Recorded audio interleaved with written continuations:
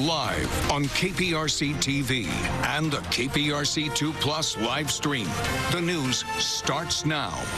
If it was just a traffic stop, go ahead and stop. But now you got more charges than what you had in the first beginning. A 3-hour-long standoff on one of Houston's busiest highways is finally over with one man in custody. Good evening, and thank you so much for joining us tonight at 10 o'clock. I'm Daniela Guzman. Keith has the night off. The driver that Harris County Sheriff's Office had to pull out of a semi-truck today has been identified as 42-year-old Trinidad Cutshall. What started as a traffic stop in East Houston on the East Freeway near Freeport Street turned into a slow speed chase that ended in the Channelview area at Sheldon Road. And with deputies pulling Cutshall from the truck, KPRC2's Gage Goulding is live, joining us live tonight next through I-10. And Gage, what have they shared with you? Any reasons as to why this man was running and what led them to this chase? Yeah, I think that's the biggest question that all of us still have tonight is exactly why. What was the motive behind this? What was the reason? In the Harris County Sheriff's Office, they haven't provided that tonight. However, I spoke with Sheriff Ed Gonzalez earlier today, and he said it was clear to the naked eye that Cutshall was heavily impaired. He said, quote, heavily impaired. However, that could just be the tip of the iceberg.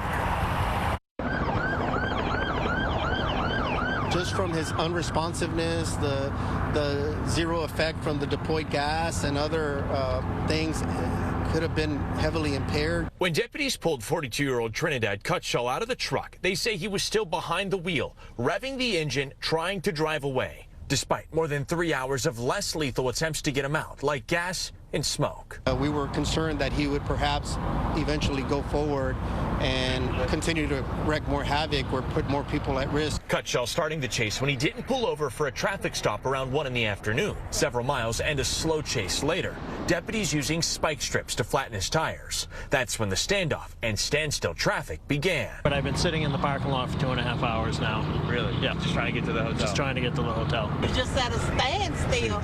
Wasn't nobody going nowhere or nothing like that. So to save on gas, I turned it off. At one point, a helicopter landing on I-10 to bring backup to the scene, and a SWAT team using heavy machinery to tear open the truck and eventually pull out Cutshall, who's seen here covered in blood. He's being treated at the hospital before being booked into the Harris County Jail. Oh, absolutely. I think that he'll be facing some type of charge. What it is, it just kind of depends.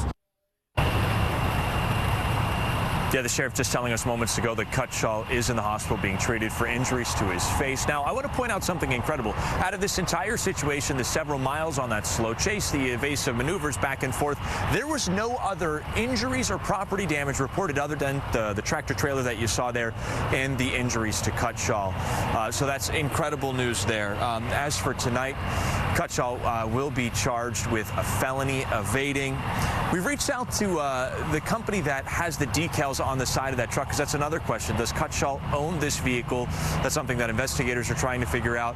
We're also waiting to hear back from that company. I'm reporting live in Channelview. Gage Goulding, KPRC2 News. All right, Gage, thank you for that. And for a full timeline of events from today's breaking news, plus to learn a little bit more about the SWAT vehicles used in today's standoff to get the suspect out, check out our website, click2houston.com. New at 10 o'clock, an Amazon delivery driver